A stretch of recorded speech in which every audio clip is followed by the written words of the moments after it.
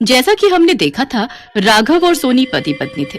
राघव तो उस मोहल्ले में बहुत पहले से रह रहा था, पर सोनी को आए हुए अभी कुछ ही वक्त हुआ था। जिस चुड़ैल की दहशत पूरे मोहल्ले में थी, उससे सोनी को हमदर्दी हुई और उसने उसे 2 लड्डू दे दिया। लड्डू देते ही चुड़ैल ने सोनी को अपने बस में कर उसे भी एक चुड़ैल बना दिया और उसके सहारे औरतों को पकड़कर उनको लड्डू बनाने लगी। अब मैं क्या करूं? मेरी सोनी को उस चुड़ैल ने तो चुड़ैल ही बना दिया। कितनी भोली भाली थी।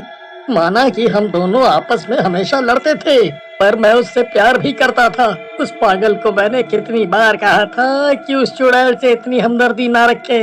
मुझे तो अब कुछ समझ नहीं आ रहा कि आखिर मैं अपनी सोनी को कैसे बचाऊं, कैसे बचाऊं, कैसे बचाऊं। राघव, क्या हुआ? आज ऑफिस नहीं जाना क्या आपको? आप कब से इधर उधर टहल रहे हैं? मैंने आपका लंच पैक कर दिया और नाश्ता भी मेज पर लगा दिया है। चलिए खाना खा लीजिए। हाँ हाँ, आ रहा हूँ। अब एक चुड़ैल के हाथ का खाना भी खाना पड़ेगा। ये कैसी आफत आ गई है? क्या तुम कुछ बड़बड़ा रहे हो? क्या बोल रहे हो? राघव जल्दी जल्दी खाकर ऑफिस चला जाता है, पर यही बात सोचता रहता है कि वो अपनी सोनी को कैसे बचाए। मैं अपनी सोनी को कैसे बताऊं, कैसे बताऊं? मुझे कुछ न कुछ सोचना पड़ेगा। उससे भी ज्यादा चिंता का विषय ये है कि वो औरतों को लड्डू बना रही है, पर वो इतने सारे लड्डू का करेगी क्या? आजकल ये कुछ अजीब हरकतें कर रहे हैं, पता नहीं इनको क्या हुआ है। रात को सोनी फिर से घर के बाहर लड्डू रखती है और चुड़ैल लड्डू आधा खाकर वहीं रख देती है। तभी सोनी बाहर आती है। सोनी, तुम क्या कर रही हो? इस आधे लड्डू को मत खाना। क्या क्या तुम बोल रहे हो? ये आधा लड्डू मैं खाती हूँ, पर मैं ये क्यों खाती हूँ? और इसे खाने से क्या हो जाएगा? लड्डू को खाते ही तुम भी चुड़ैल बन जाती हो और औरतों को लड्डू बनाने लगती हो। हे भगवान, ये मुझसे क्या करवा दिया आपने? कोई बात नहीं, जो हुआ सो हुआ। अब गलती से भी लड्डू बाहर मत रखना। जो लोग गायब हुए हैं उनको वापस लाना भी तो मेरा फर्ज बनता है। मैं ये जानती हूँ कि आखिरकार वो उनको लड्डू क्यों बना रही है। ठीक है सोनी, तो मैं तुम्हारा साथ दूंगा। तुम उसके आते ही ऐसे दिखाना कि तुमने ये लड्डू खा लिया है और उसके पीछे पीछे चल देना। ठीक है। चुड़ैल के आते ही सोनी उसके पीछे चल देती है और औरतों को लड्डू बनाकर वो सोनी के थैलों में रखती जाती है। फिर वो एक घर में पहुंचते हैं और उन दोनों का पीछा करते हुए राघव भी वहां पहुंच जाता है। अब तो बहुत सारे लड्डू हो गए, अब मजा आएगा। सुनो चुड़ैल, तुम्हारा काम अब खत्म हो गया। मेरी सोनी को छोड़ दो, वरना मैं सभी को बता दूंगा कि सबकी बीवियों को तुमने लड्डू बना दिया है और वो लोग तुम्हें आकर मार देंगे। हाँ, तुम ऐसा करने की सोचना भी मत, क्योंकि तुम्हारा एक भी कदम इन सब लड्डुओं को मार सकता है और तुम्हारी सोनी को भी। तभी सोनी भी भागकर राघव के पास खड़ी हो जाती है और बोलती है, कृपया करके इन लड्डू को कुछ मत करना। वो किसी की पत्नियां हैं। लोगों ने बहुत धूमधाम से शादी कर उन्हें अपने घर की शोभा बनाया है। तुम ऐसा क्यों कर रही हो? क्यों औरतों को लड्डू बना रही है? इन सबको छोड़ दो। मैं इनको नहीं छोड़ सकती हूँ, मुझे भी किसी से शादी करनी है। मेरी शादी इन लड्डुओं की ही कमी से टूट गई थी, इसीलिए मुझे मुक्ति तब मिलेगी जब मैं लड्डू पूरे कर उसी लड़के से शादी करूंगी। चुड़ैल, तुम तो किसी से शादी करना चाहती हो, पर क्या वो लड़का भी तुमसे शादी करना चाहता है? अगर उसने शादी नहीं की तो क्या होगा? तुम ऐसे ही लोगों को लड्डू बनाती रहोगी। उसे मानना ही होगा, वरना मैं उसके घर की औरतों को भी लड्डू बना दूंगी और उसे मनाने का काम अब तुम दोनों का है।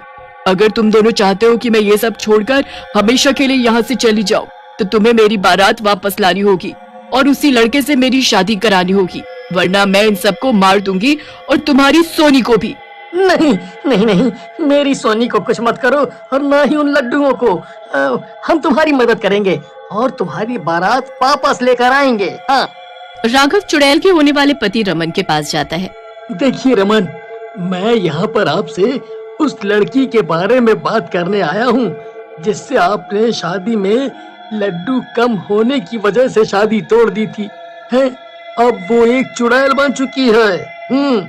और उसने मेरी बीवी को कैद कर रखा है और मोहल्ले की बहुत सी औरतों को लड्डू बना दिया है। तो इसमें मैं क्या कर सकता हूँ? ये आप लोगों की परेशानी है। आप क्या चाहते हैं? कि मैं फिर से उससे शादी कर लूं? उससे? नहीं नहीं, मैं ऐसा बिल्कुल नहीं चाहता, लेकिन वो चुड़ैल यही चाहती है, क्योंकि आपने लड्डू के कारण उससे शादी तोड़ी थी। तो आप उससे फिर से शादी करें और उसके घर बारात लेकर जाएं। हाँ। और अगर मैं ऐसा ना करूं तो? हाँ, आपके पास और कोई चारा नहीं है, क्योंकि मैं अपनी बीवी को बचाने के लिए और मोहल्ले की औरतों को बचाने के लिए आपको मार सकता हूँ। और अगर मैंने ये बात जाकर चुड़ैल को बताई कि आप उसकी बात नहीं मान रहे हैं, तो वो आपके घर की सभी औरतों को भी लड्डू बना देगी। क्या आप ऐसा चाहते हैं? और अगर नहीं चाहते हैं तो जाकर शादी की तैयारी करें और उसके घर बारात लेकर जाएं। बस। नहीं नहीं, मैं तैयार हूँ। अपने घर के लोगों की जान बचाने के लिए मैं उससे शादी करने को तैयार हूँ और उसके घर बारात भी लेकर जाऊंगा। ठीक है? फिर राघव ये बात जाकर चुड़ैल को बताता है।